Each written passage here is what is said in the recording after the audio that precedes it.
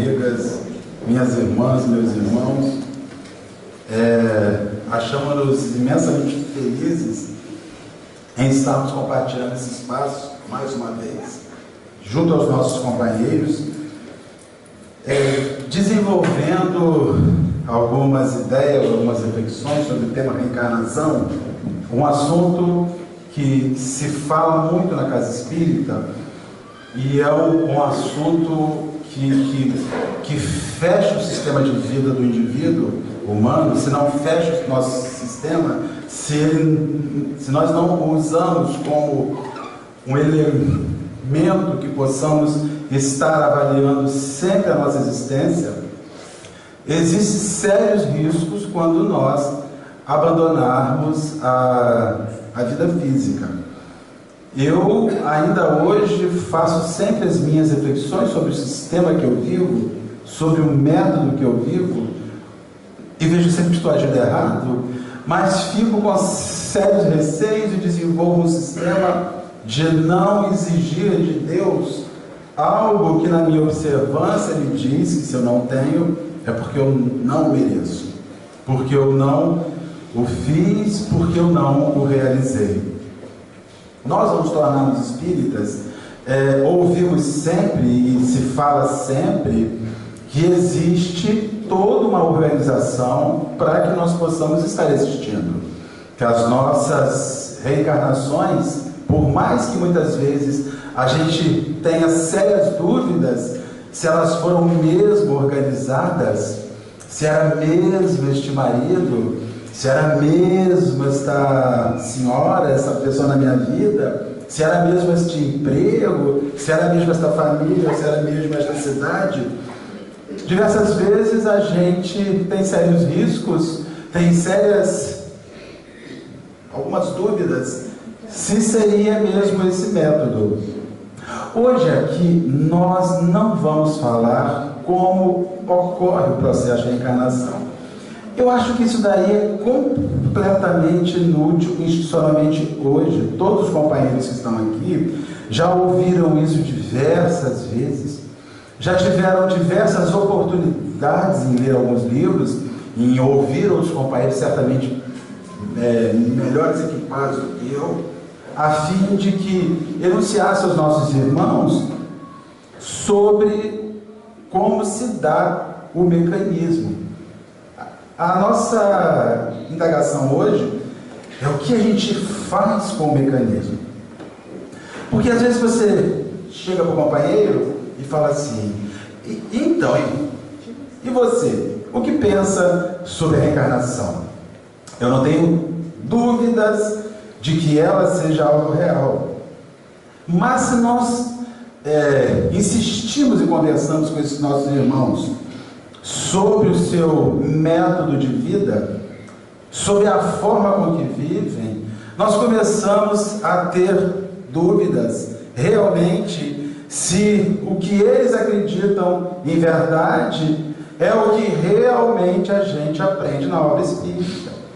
Porque os indivíduos que acreditam que há uma lei ao qual nós estamos inseridos de ação e reação, sabem que tudo o que nós fizermos, tudo, absolutamente tudo o que nós fizermos, de bom ou de ruim, sairá de nós em uma força e que implicará numa volta para a nossa vida na mesma força em sentido inverso. Ouviu-se muitos anos na casa espírita, isso é um hábito que nós temos de outras religiões, de nós tentarmos compensar o mecanismo de reencarnação. Ou seja, a gente erra ali, acerta aqui, soma os dois, acha que aquilo zera e aí equilibra a vida. Mas eu vou dizer aos irmãos, se eu chegar no rosto de um companheiro que está aqui, ou companheiro, e der um beijo, e se eu chegar no rosto do outro companheiro e esbofetear, alguém aqui vai me dizer que o beijo que eu dei anulará o esbofetear que eu fiz ao outro? É um sério erro que a gente espírita guarda, seríssimo erro, que nós podemos errar doidamente aí para fora. E que se a gente fizer uma coisinha certa, Deus vai pegar a balança, vai botar os nossos erros e vai botar os nossos acertos, e a balança vai fazer um equilíbrio, e no final, se nós não sairmos com lucro, certamente não sairemos com prejuízo. Mas eu tenho a dizer aos companheiros que muitas vezes o companheiro que recebe o beijo se esquece, mas o companheiro que leva a agressão, o bofete, não se esquecerá nunca mais. Assim sendo, dizemos aos nossos irmãos, zerem esse conceito. A vida não é um jogo. Este jogo de indulgências era algo que nós fazíamos naquela época, que estávamos em determinada religião, que a gente errava, buscava alguém que se acreditava tinha o poder de aplicar alívios sobre os nossos equívocos. E a gente rezava um pouquinho aqui, 20 vezes, já fiz muito isso, 25 vezes, e a barra da gente ficava limpa, não em um sentido de nós acertarmos a existência, mas de nós podermos retornar e fazer tudo ruim outra vez. O dia que nós viemos para a Casa Espírita e estudamos o processo de reencarnação, a coisa ficou muito estranha, porque a gente sabe hoje que tudo que a gente faz volta, e vai voltar em alguma época, vai voltar em algum dia, tudo volta, é uma lei, e as leis não mudam segundo as nossas perspectivas. É bem verdade que em alguns acertos nós vamos poder ter um abrandamento de sofrermos aqueles ajustes todos de uma vez só, mas não se iludam, fazer errado replicará em algum instante na nossa vida, por isso que fazer certo é o melhor, agir certo é o melhor. Mas nós reencarnamos e viemos para esta vida com sérios objetivos, com sérios sistemas abordados para que a vida aconteça de forma melhor, e nós fizemos alguns esforços loucos para tornar a vida da gente menos operosa. É mais ou menos assim. Nós precisamos ir comprar um automóvel zero. Chegamos lá, nós temos 50 mil reais para comprarmos um carro 1000 que tenha vidro elétrico, ar-condicionado. Nós falamos assim, mas um carro 1000, como se ele não andasse, como se ele não fosse fazer o serviço dele, como se ele não fosse fazer a sua função. Aí nós pegamos aquele dinheiro que tínhamos para comprar um carro à vista e usamos como sinal num carro de 100 mil, que é 1.8, 16 válvulas, bebe loucamente, tem 298 airbags espalhados até para o seu perispírito, se bater até o perispírito, vai estar livre ali dentro. Ele tem bancos confortáveis que aquecem nas noites frias de inverno. Nós nunca vamos usar aquele banco que aquece. Eles têm bancos que fazem ajustes automáticos, quando você enfia, te alinha ali dentro. A vida é mais ou menos assim. Nós viemos para poder servir-nos de um meio simples, de uma forma simples, de um veículo simples, mas nós achamos que o sistema simples não serve. E aí, toda aquela organização, olha, faz assim. Se tiver arroz com feijão e ainda assim você puder fazer o bem, já vai ser bom, porque você vai conseguir voltar-se para outras perspectivas, para outros aspectos. Mas nós pegamos todo o sistema de reencarnação, todo o sistema organizacional da reencarnação e dissemos que ele estava muito simplório, muito fácil, e começamos a complicar o processo. E aí aquilo que deveria acontecer de forma singela e natural, começamos a fazer enxertias que, ao invés de tornar a nossa vida mais fácil, nossa vida hoje é complexa demais. Nós adquirimos tudo aquilo que nós queríamos, chegamos a muitos objetivos existenciais que nós queríamos, mas eu indago aos companheiros: vocês fazem as suas reflexões íntimas antes à noite, ao adormecer? Eu estou vivendo, ou pelo menos estou me esforçando em viver segundo aquilo que eu acredito que tenha sido toda a minha organização para esta encarnação?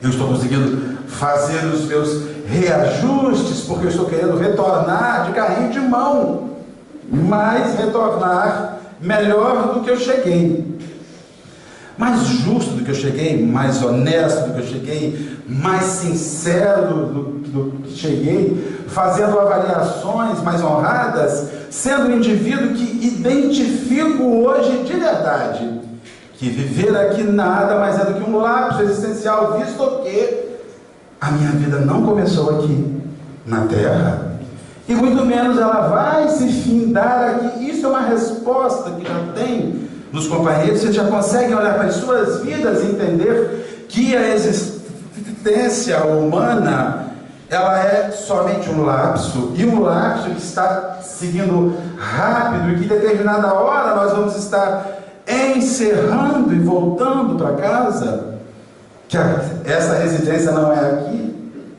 a casa real não é aqui. Eu acredito que muitos dos companheiros espíritas tenham sérias dúvidas sobre esse tema, porque vivem como se a existência tivesse iniciado no berço e fosse se findar no velório, se as coisas não fossem seguir ainda. Eu fico me perguntando muitas vezes o que esses irmãos absorvem na instituição espírita que lhes possa pacificar uma vida, uma existência que está chegando no fim. A gente ainda assiste o espírito em desespero eminente ante a perspectiva de morte. Ele se assusta e sente um aterrorizamento em relação a isso, porque ele não acredita que a coisa é temporária. Ele às vezes acredita: será que vai ser isso mesmo? E isso é uma dúvida que não tem só em Rio das Ostras. Isso é uma dúvida que existe em vários lugares, e de repente, se algum dia viver uma iminência de morte, será a minha dúvida ou não que se surgirá naquele instante. Assim, sendo avaliado o que está fazendo com a vida, é algo que nós precisamos pensar diariamente, porque quanto mais a gente vive, mais a gente se aproxima da morte. Às vezes escutamos os companheiros dizer assim: graças a Deus, mais um dia. E eu falo assim: é mais um dia para menos uma vida. Nós estamos nos encaminhando para um fim. E o sujeito vai e fala assim: que é isso, Marcelo? Isola. Porque a gente acha que vai viver sempre. Ainda fala assim: não, que isso, a medicina vai descobrir muitos remédios para que nós... E eu digo: mas nós o quê? Vivamos o resto da vida aqui, 195 anos, se arrastando, e todo o universo nos esperando. E a medicina, que deveria servir-nos para dar uma qualidade melhor de vida, constituiu uma jaula que pegou homens e mulheres com 200 anos aprisionados no organismo e se sentindo liberados porque os remedinhos funcionam. É uma grande ilusão, e isso só serve para ressaltar o quanto a doutrina espírita é algo que não fez sentido e nem faz na nossa existência. O irmão X, ele tem uma página muito interessante, que tem uma narrativa essa página deve ter mais de 60 anos que o Chico a psicografou, e chama-se A Lenda da Guerra. Na Lenda da Guerra, ele fala o seguinte: o primeiro homem responsável por ajudar as pessoas na Terra morreu. Aí diz que de Deus, nosso Senhor, que se achava nos páramos celestes, como se Deus não tivesse visto o que acontecia na Terra, chama este homem para lhe fazer um argumento sobre os seus filhos, sobre aqueles a quem ele lhe enviou para que ele pudesse orientar. E aí, o homem lá chega, destruído, arrasado, sorobático, choroso, meio tipo o nosso anjo de guarda. Quando nós desencarnarmos, Eu acho que o nosso anjo de guarda vai chegar no plano espiritual cheio de Rivotril, bromazepam, chazinho de camomila, para tranquilizar o anjo, porque ser anjo da guarda nosso, que a gente nem lembra que existe um na nossa vida, a maioria das pessoas não se lembra, vive como se não houvesse um espírito responsável por nos ajudar a passar por esse trânsito existencial. Alguém aqui se lembra sempre do seu anjo da guarda? Se lembra sempre que há um amigo invisível, não aquele que tem asas alado, que fica com uma arpinha chata no seu ouvido, mas aquele amigo invisível que te faz orientações, que te elucida, que diz para você diversas vezes: não vai, não vai, não vai, pelo amor de Deus, não vai, não vai, não vai, não vai. Mas eu estou com uma ideia estranha, me desestabilizando, me tirando a vontade. Eu sou macho, eu sou homem, eu tenho que resolver tudo da minha vida. Que voz é essa que está tirando a minha macheza? Seja uma franga, pelo menos dessa vez. Mas vai ser burrice, vai se dar mal, vai quebrar a fuça. É o seu amigo invisível ali. Aí a gente vai, quebra a fuça e fica arrasado, também com a fuça dele quebrada, porque quebrou com a gente, porque eles entram junto e a gente ali. Então a gente fica ouvindo essas vozes. E então o Senhor pergunta ao emissário: de que forma ele serve? O sujeito faz um silêncio e as lágrimas caem, e as lágrimas jorram. E Deus esperava as notícias melhores. E o homem chorava copiosamente, tipo meu anjo da guarda. E como é que foi? Ah, Senhor, foi um fracasso. Deu tudo errado, Senhor. Eles são terríveis, nós.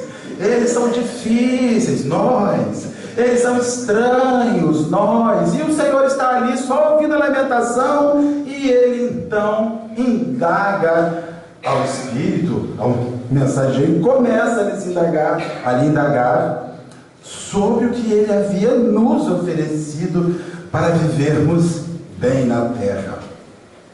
Mas eles são estranhos, eles sofrem, são infelizes, se ferem, se magoam. O que eles fizeram com o corpo que eu lhes dei, para que eles pudessem fazer uma vida honesta, longa, justa? Senhor, usam o corpo de qualquer maneira, lançam-se aos vícios mais enlouquecidos. E a gente, ao imaginar de vício, imagina o cigarro, o álcool, a comida, mas nós estamos vendo hoje um outro vício que nós estamos impondo ao nosso organismo, um excesso de atividade física para virarmos reis, adonis, heróis para que os outros nos observem, e estamos fazendo um volume que chamamos de saúde, de atividade física tão exacerbado, quando não usamos ainda um aditivinho para ajudar a tirar uma gordurinha aqui, uma gordurinha aqui, e o fígado, que já sofre horrores em ter que gerar, desfazer-se da cervejinha do final de semana, ainda está precisando funcionar com mecanismos mais estranhos. Então o Senhor indaga: olha o que eles fizeram com o corpo.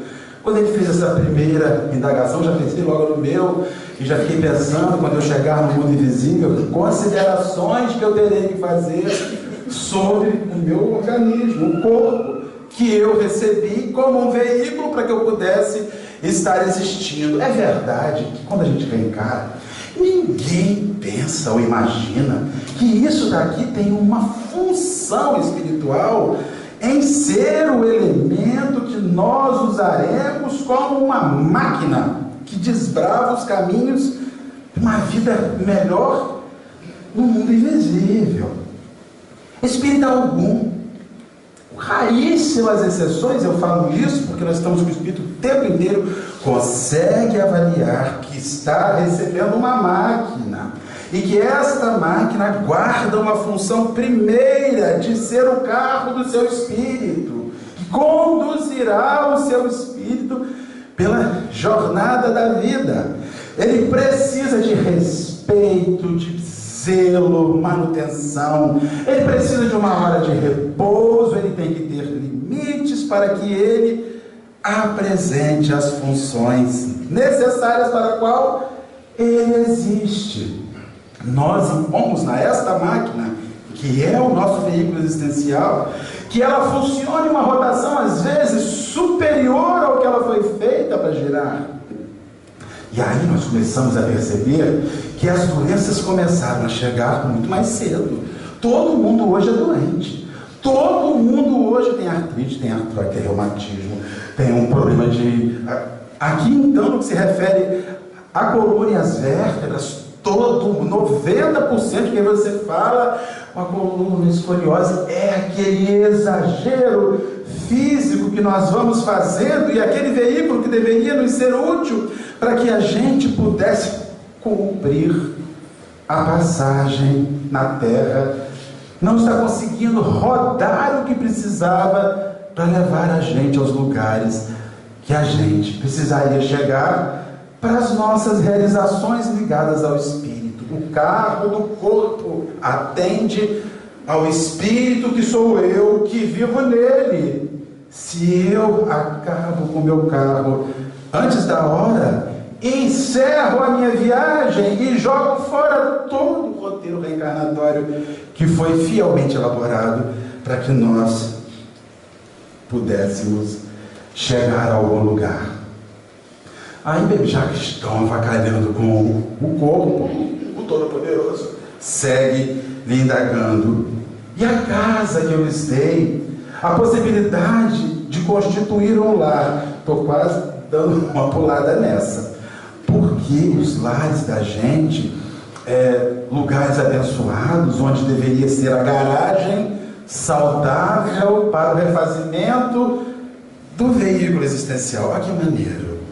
Quando você volta para o seu lar, você volta para um lugar onde um conjunto de carros, de máquinas que estão ali funcionando para propiciar aos que levam essa máquina, as almas que conduzem essa máquina, o refazimento, você entra no seu lar e os carros começam a bater de frente, a bater de lado, a bater de ré, a arranhar, e aí dificilmente nós conseguimos perguntar a alguém, dizer, como vai a sua vida em família?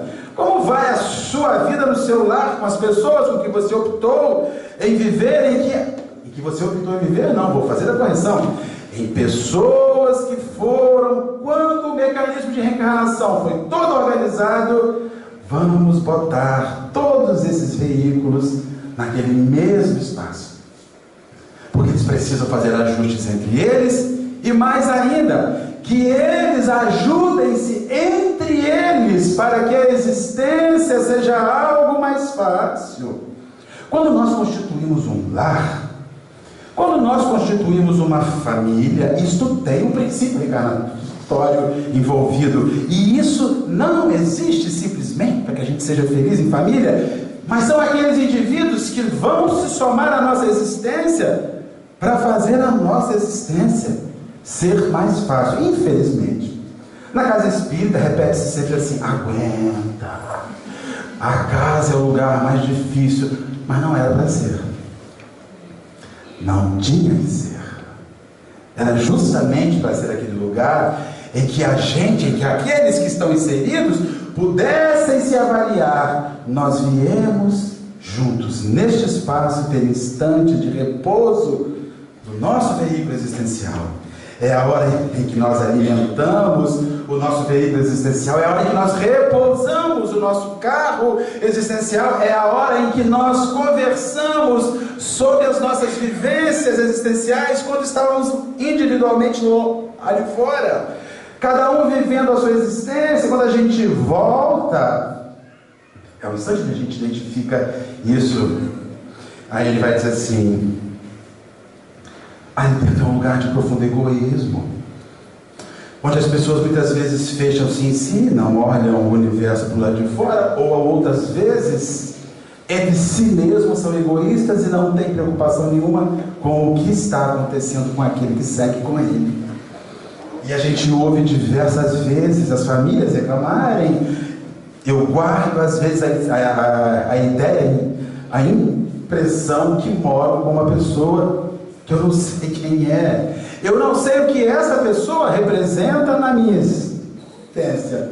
Às vezes, o grande erro foi que ele malhou muito, ou que ela secou muito, e nós, quando fomos constituir o nosso lar, não olhamos para aquela alma, olhamos para aquela imagem. Como é possível, tão bonitinha, tão loirinha, veste 36, calça 34, um guinhozinho. Uma pessoa dessa não pode ser ruim, até porque eu vou exibir para as pessoas: olha o que eu conquistei. Ou então ela diz assim: vou me casar com os gominhos da sua barriga. Ele tem 8 gominhos na sua barriga, então eu preciso que as pessoas vejam que eu me dei bem com os gominhos que eu adquiri, com os músculos. Aí eu pergunto: o que você mais admira no seu parceiro? O tanquinho. Aí você fica pensando assim: mas vem cá, e um dia que aquele negócio, que aquele tanquinho virar uma máquina de lavar de 11 quilos, o casamento acaba. E aí você vê que todo o mecanismo existencial de reencarnação, de reajuste, estava vinculado a uma fileira de músculos no abdômen de um companheiro. Quantos casamentos acabam? Porque o cara vai falar assim: ah, ela embagulhou. Ela embagulhou, não, se cuida. Que isso? Tá lá, ó, um bagulhão. Quando eu peguei era filé. Ele não se olha no espelho porque ele também ninguém se embagulhou, mas só ela que embagulhou. Então a gente vai vendo que a gente que está junto e que deveria entender que isso é uma fase existencial, um lapso da vida, e que rapidamente este lapso vai se ir, nós precisamos entender que os compromissos são sérios demais para que um gominho ou uma cinturinha defina as nossas relações. Que o sucesso econômico do companheiro, da companheira, defina as nossas relações, porque daqui a pouco isso vai acabar. Isso vai se findar, e o que sobrará são as nossas experiências. Aí ele segue perguntando: mas então, eles usam mal o físico, o corpo, bagunçam a casa. Mas eu mandei para eles os filhinhos. E quando eu mandei para eles os filhinhos, eu disse a eles, eu pedi a eles, eu mostrei a eles que eles têm participação na obra. Eles conseguem gerar algo. O que fizeram eles com os filhinhos?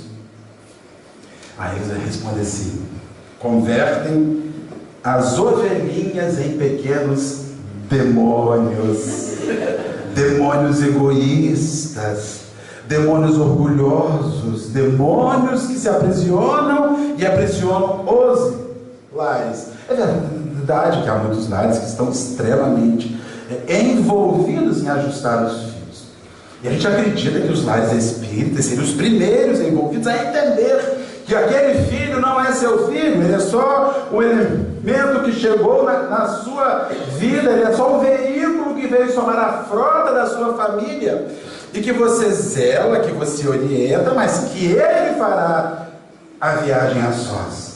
No máximo você vai ter um rádio para perguntar: e aí, como é que está o caminho? Está tudo bem? Não, papai, o que você me ensinou já é útil. Os valores que eu levo da minha outra vida, que se mostram hoje aliados à sua orientação, aquilo que a família fez é útil. Mas se a gente assiste um menino violento, que é engraçado na casa espírita, a gente percebe às vezes em atendimento com os companheiros que eles vêm falar dos seus filhos: o meu filho está tão difícil, está tão agressivo, está tão violento, o meu filho me ameaça, o meu filho é complicado. E você fica imaginando: então, quantos anos tem o seu filho? 8. Eu fico assustado, meu Deus, mas ele com 8 anos já exerce isso tudo em você. É porque a gente constituiu uma família e deu a família para que o outro educasse a babá, o jardim, a creches, eles estão soltos por aí. Então nós fazemos um filho, que é um compromisso nosso, de reencarnação, sentado lá em cima, lá embaixo, onde nós tenhamos vindo do lado, vai voltar, é você e ela, vão chegar 5 reencarnantes. Que isso, Senhor? 5 no Brasil do século XXI, complica, né? Não, tá bom, vou retirar, vão chegar alguns, e você vai estar recebendo os filhinhos para reencarnar. Aí o filhinho vem e diz, ai, que bênção, nós tiramos 4 meses de licença maternidade para ser mãe. O homem tinha uma semana, se não me falha a memória, né? Acompanhar. Aí ele vai, vamos ficando. Aí ele vai terminando essa maternidade, vai dando aquele nervoso no coração. O que eu vou fazer? Gente, eu não vou saber viver sem. Aí eu pego a creche, arrumo uma boa, R$ 1.500, iogurte só Danone grego, só Danone grego, comida boa.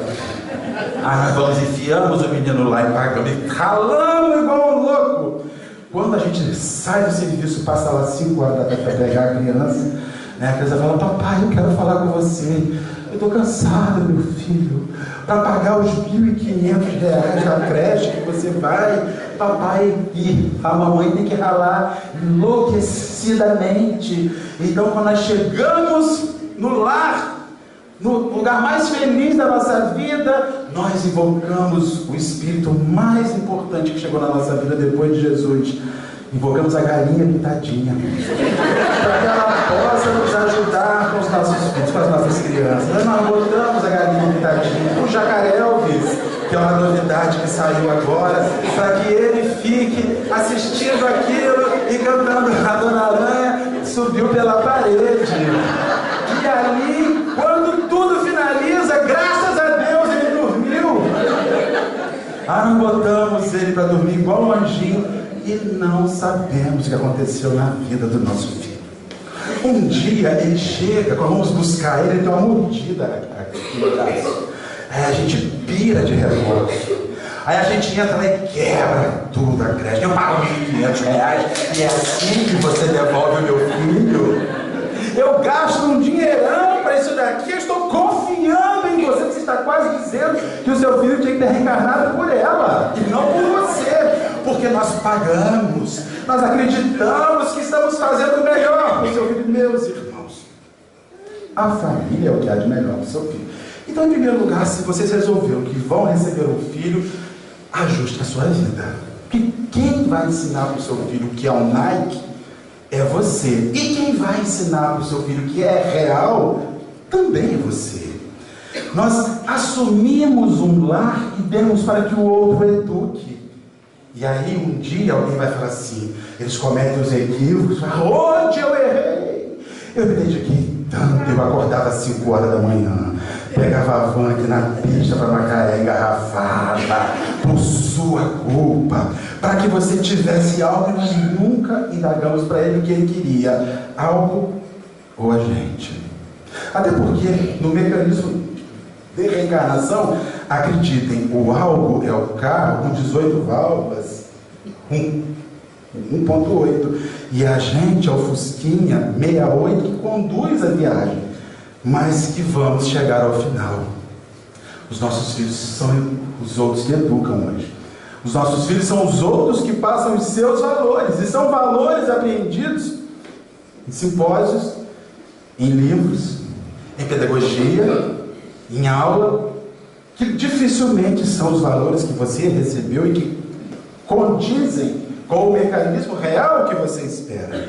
Então nós recebemos uma organização física, nós recebemos um lar, nós recebemos filhinhos, e a coisa está passando, e a reencarnação está seguindo, e nós estamos desorganizando o físico, esquecendo da casa, deixando os filhos para que os outros eduquem, e a morte está chegando.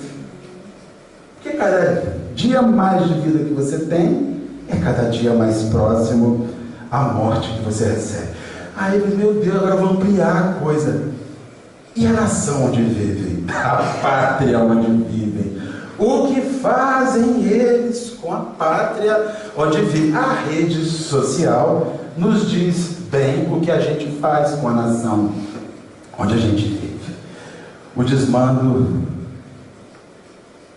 o abandono, o desdém que os governantes fazem, aliados às ondas negativas de vibrações que a gente joga, que a gente emana.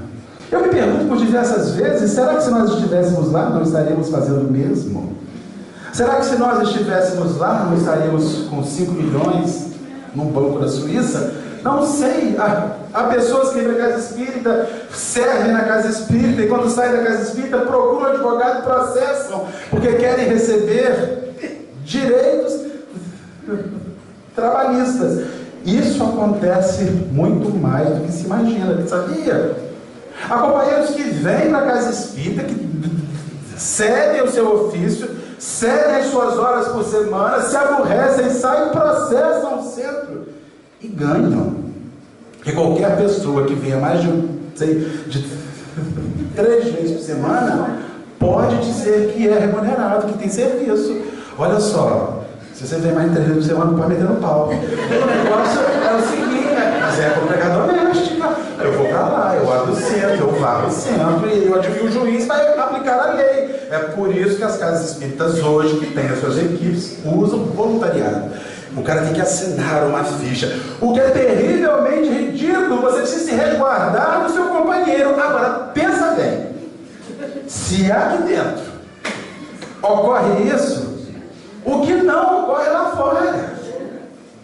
Pátria, onde a gente vive e desenha, e abandona, e humilha, menospreza, não acredita, ofende, é o tempo inteiro a rede social replica as insânias, onde a gente não ajuda em nada, só ajuda os escarnecedores desencarnados a rirem de uma bandalha que está aí. Uma desordem que existe aí, a gente não consegue assumir o quinhão da gente, a parcela da gente, o instante da gente.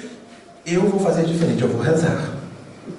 Nós vamos abrir o suave caminho uma vez por semana para orar pela governante, pelo governante, por aquele que rouba, por aquele que lesa, mas que está no poder. E é ele que vai seguir.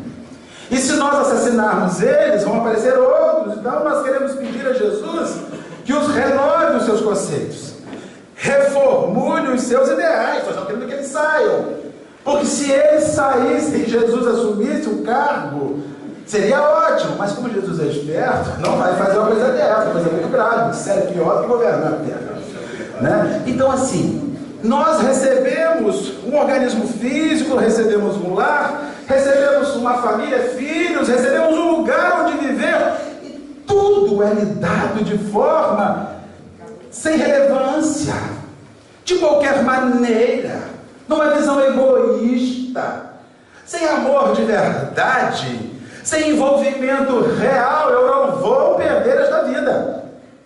Esta vida eu não vou perder. Esta vida eu vou usar até o último instante. Eu não posso deixar a minha organização física, que eu recebi com tanta programação, com tanta ordem, para que isso vá para a mão dos outros. Não são os outros que têm que me ensinar como eu vivo. Em minha consciência já há um registro do que precisa ser feito. Mas a gente é rebelde e diz que de Fusca não vai. Se eu não tiver um 16 válvula 1.8, banco com marcha automática, com 298 airbags, inclusive pelo perispírito, eu não quero em casa. Aí eles jogam fora o corpo, a casa, os filhos, pátria e o amor. O maior dos sentimentos que eu podia lhes oferecer, o amor.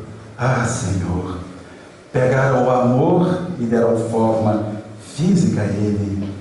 Dizem que amam uns aos outros porque amam o que veem, não amam o que sentem. E pior ainda, Senhor, se algo não vai segundo eles querem, o amor vai embora na mesma hora e eles passam a odiar. Senhor, eles não compreenderam que o amor é algo que existe sempre, e que se alguma hora ele sai, é porque de verdade ele nunca foi seu.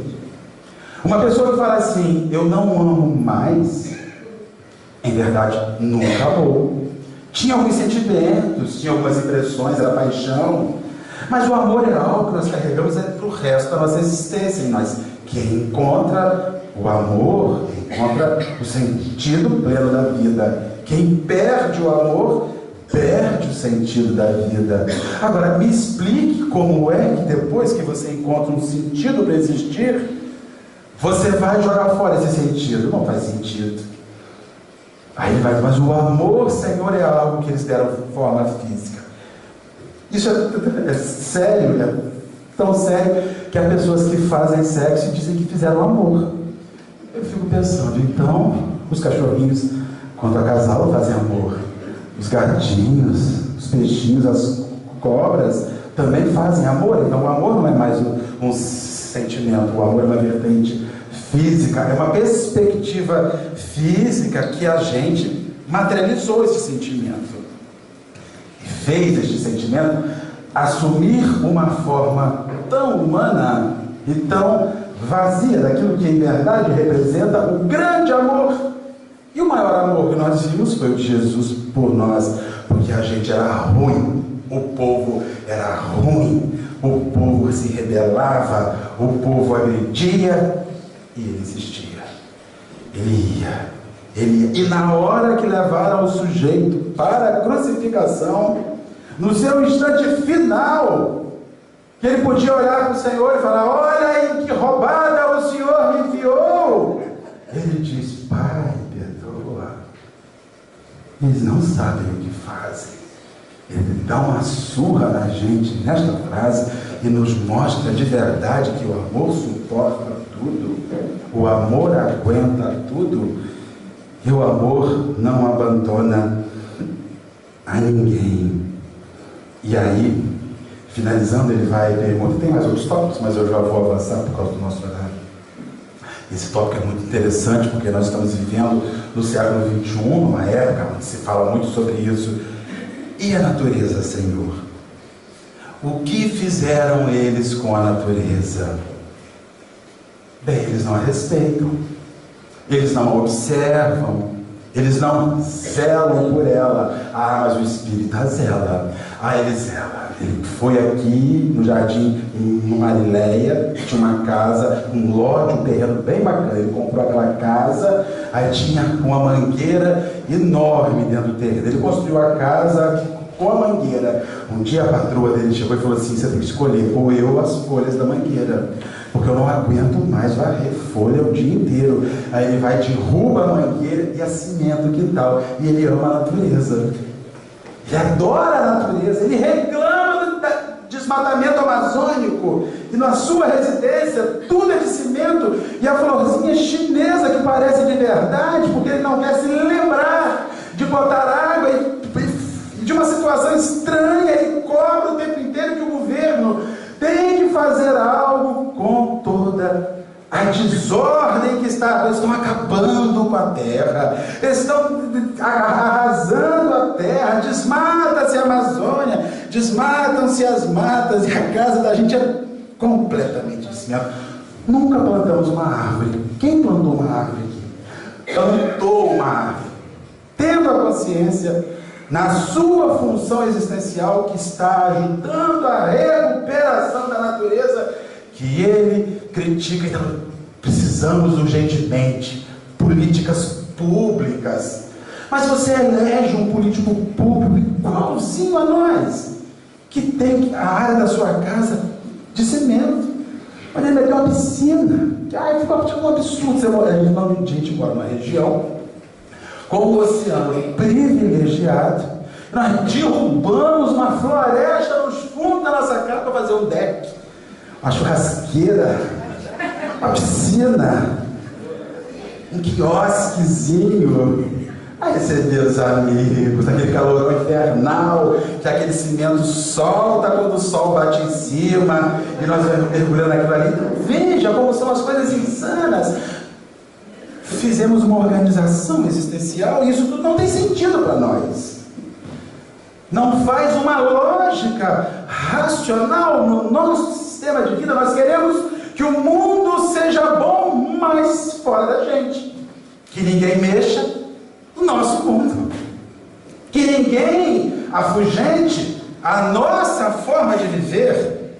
Que ninguém mude a maneira aonde eu estou inserido, porque as coisas, elas são erradas aos olhos dos outros, mas quando o erro dos outros diz respeito à minha vida, eu subverto e digo que em mim pode, que em mim é certo. E é aí que os Espíritos inspiram com a gente, porque eles nos falam isso de forma clara e nítida, mas não acessam os outros, porque os outros não estão com seus ouvidos abertos para ouvir isso, mas nós sim.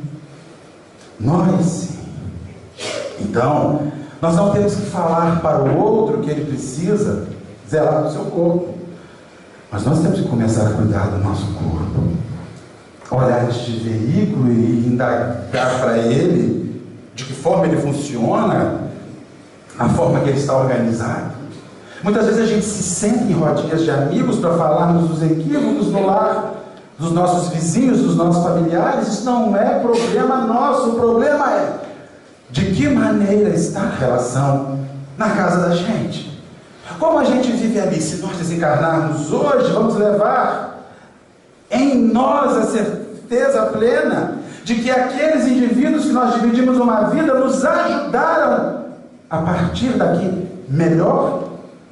É uma indagação que existe, é uma resposta, já temos essa resposta. Se eu desencarnar hoje, saio entristecido por deixar pessoas tão amadas, mas saio com uma certeza plena que elas foram fundamentais para que a minha existência surgisse, acontecesse de forma plena.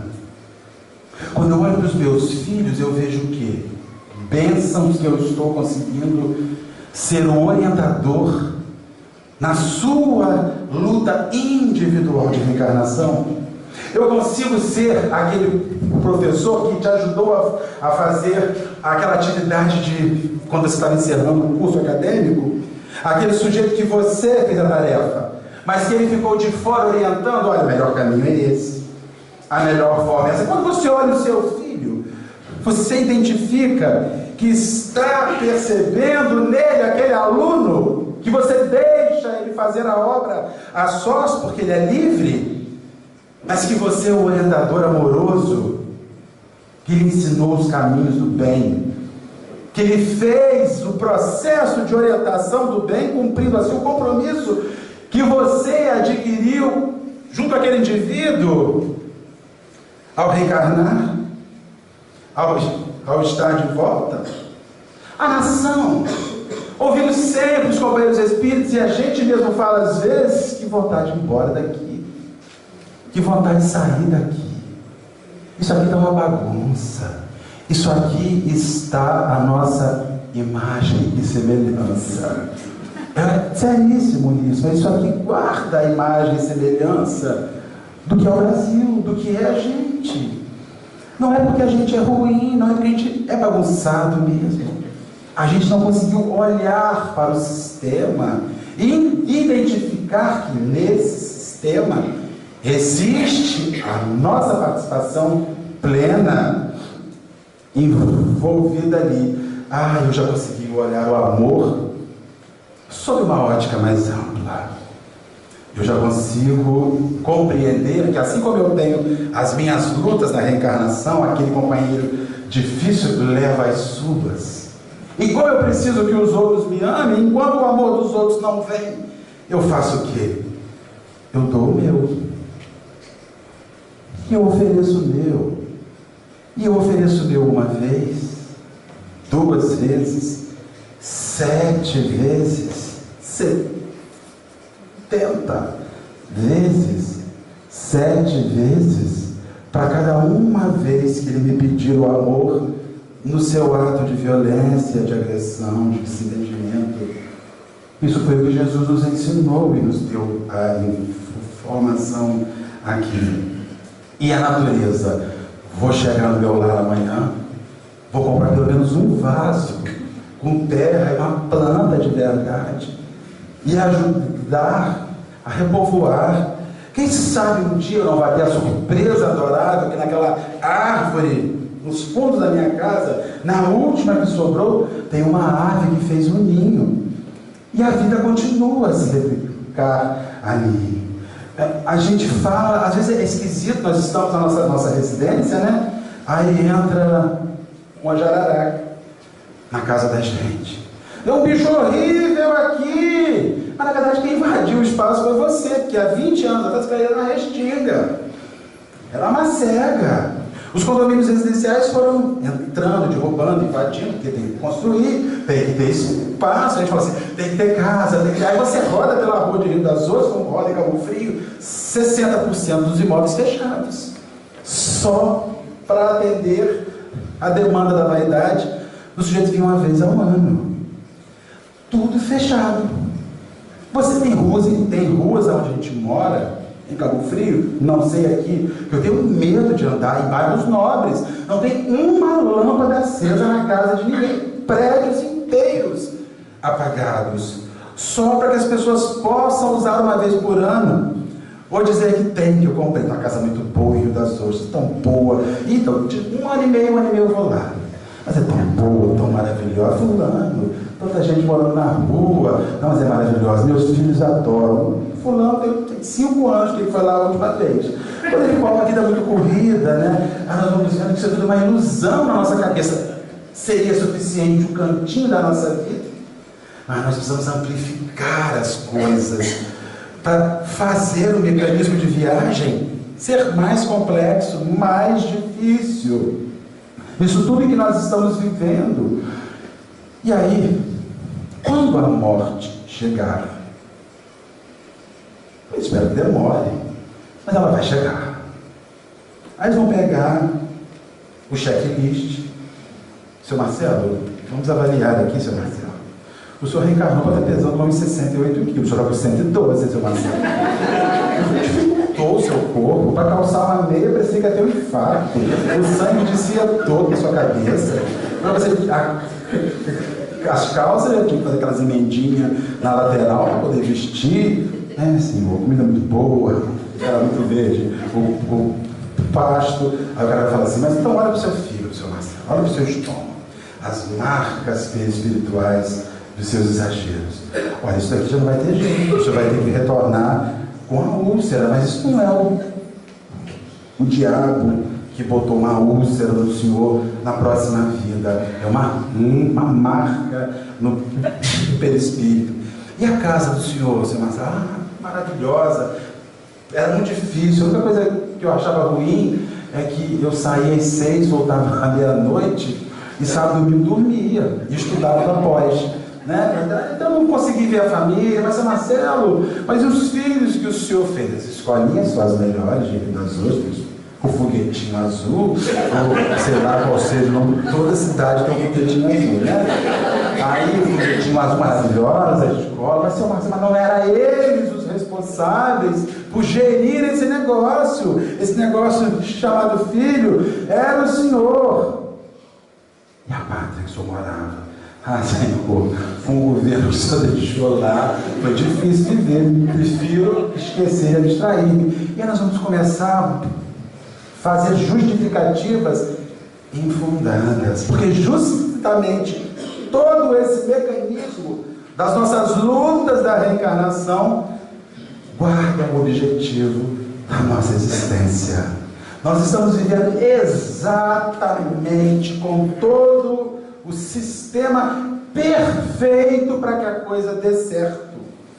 E é muito ruim pensar que com todo esse sistema perfeito para que a coisa funcione, nós estamos fazendo a opção de fazer o negócio ficar mais complicado ou menos útil. Assim sendo, meus irmãos, Reencarnação a gente já sabe, é ir e vir. Mas o compromisso que a gente assumiu, nós temos que nos perguntar diariamente ao Senhor o que nós estamos fazendo junto dele, para ele, para que no momento em que a coisa finalizar, que nós fecharmos os nossos olhos e voltarmos ao mundo invisível, o nosso verdadeiro lar, eles vão poder dizer: ó, show de bola, hein?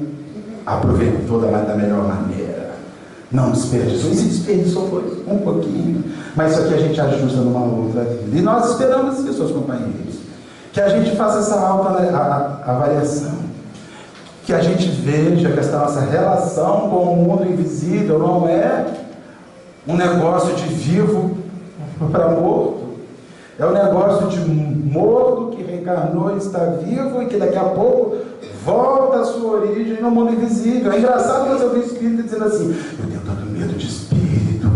Então você tem medo de você? Porque quando você se for, é isso que você é, desperto e liberto. Agora veja bem, se você é espírito e tem medo de espírito, a coisa está pior do que se imagina, porque as coisas ganham um contorno que você não acredita no mundo invisível, ou então acredita que o espírito que você é veio de um lugar muito ruim e você acha que todo espírito é igual a você. Veio do mesmo lugarzinho ruimzinho. A gente agradece a Jesus a oportunidade de estarmos aqui falando com os nossos companheiros, e a gente aguarda de verdade que, se funcionou, voltar a outra oportunidade para estarmos com os nossos irmãos. Que Jesus nos abençoe, nos guarde, e que a gente não jogue essa encarnação fora. Que eu vou dizer para os companheiros: deu muita dificuldade organizar isso tudo que está feito aí. E se nós não pararmos e olharmos para ela, eu não sei como é que vai ser as outras vidas, como é que vai se desenvolver as outras vidas. Então, antes de nós nos envolvermos com o mundo aqui fora, que às vezes rouba a gente do nosso próprio mundo íntimo, olhe para a sua vida, olhe como sua vida está funcionando, suas relações com o mundo. Bem, se ela já tiver resolvido, aí parte para o mundo e vai ajudar os outros. Mas antes disso, se avalie, se enxergue e reformule-se, porque é verdade. Se a gente não fizer um ajuste agora, haverá pranto e ranger de dentes. E quem nos falou isso foi o sujeito que mais amou a gente nessa vida. Foi Jesus Cristo, nosso Senhor.